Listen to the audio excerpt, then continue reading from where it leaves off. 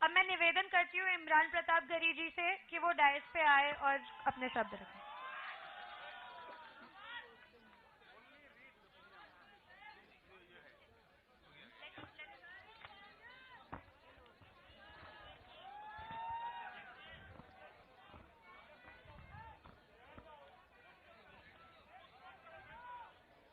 मैं इधर के दोस्तों से गुजारिश करूंगा कि थोड़ी देर, भाई साहब आप लोग भी जो कार्यकर्ता बंधु हैं उनसे भी गुजारिश करूंगा, इस कपकपाती हुई सर्दी में सदी के सबसे बड़े संत की समाधि पर बैठे हुए सारे लोगों के बीच में मैं भारत के संविधान की उद्देशिका पढ़ने के लिए खड़ा हुआ हूं।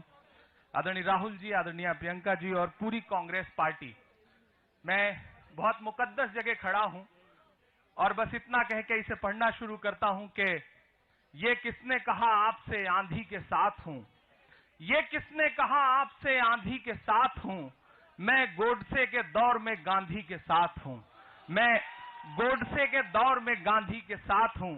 आदरणीय राहुल जी की मौजूदगी में मैं ये संविधान की उद्देशिका पढ़ता हूं और आप सबसे ध्यान चाहता हूं, क्योंकि एक बहुत ये समझ लें कि मैं इसे बहुत मुकद्दस तरीके से पढ़ रहा हूं। हम भारत के लोग भारत को एक संपूर्ण प्रभुत्व संपन्न समाजवादी पंथ निरपेक्ष लोकतंत्रात्मक गणराज्य बनाने के लिए तथा उसके समस्त नागरिकों को सामाजिक, आर्थिक और राजनैतिक न्याय, विचार, अभिव्यक्ति, विश्वास, धर्म और उपासना की स्वतंत्रता, प्रतिष्ठा और अवसर की समता प्राप्त कराने के लिए तथा उन सब में व्यक्ति की गरिमा और राष्ट्र की एकता और अखंडता सुनिश्चित करने वाली बंधुता बढ़ाने के लिए यहां इकट्ठा हैं। यहां मौजूद है पूरी कांग्रेस पार्टी। न तेरा है न मेरा है, ये हिंदुस्तान सबका है। नहीं समझी गई ये बात तो नुकसान सबका है। जो इसमें मिल गई नदियां वो दिखलाई नहीं देती, महासागर बनाने में मगर एहसान सबका है। इस एहसान को स्वीकार करते हुए आप सबसे विदा लेता हूं और बहुत धन्यवाद देता हूं, बहुत शुक्रिया अदा करता हूं आदरणीय राहुल जी का कि उन्होंने ये कदम उठाया। आदरणीय प्रियंका जी का विशेष रूप से धन्यवाद कि कल आप उन पीड़ितों के पास माओं के आंसू पोंछने के लिए उत्तर प्रदेश गई।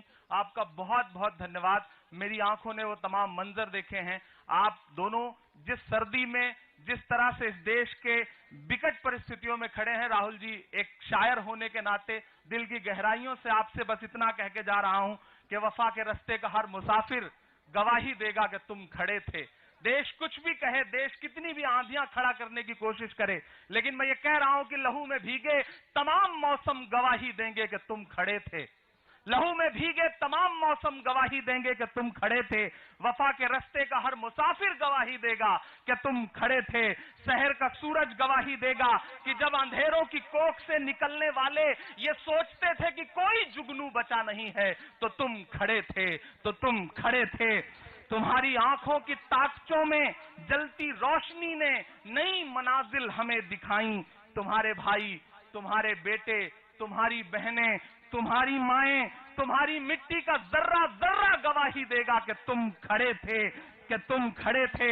हमारी धरती के जिस्म से जब हवस के मारे सियाह जोंकों की तरह चिमटे हुए थे, तो तुम खड़े थे। तुम्हारी हिम्मत, तुम्हारी अजमत और इस्तकामत तो वो हिमालय है कि जिसकी चोटी तक पहुंचना न पहले बस में रहा किसी के, न आने वाले दिनों में होगा।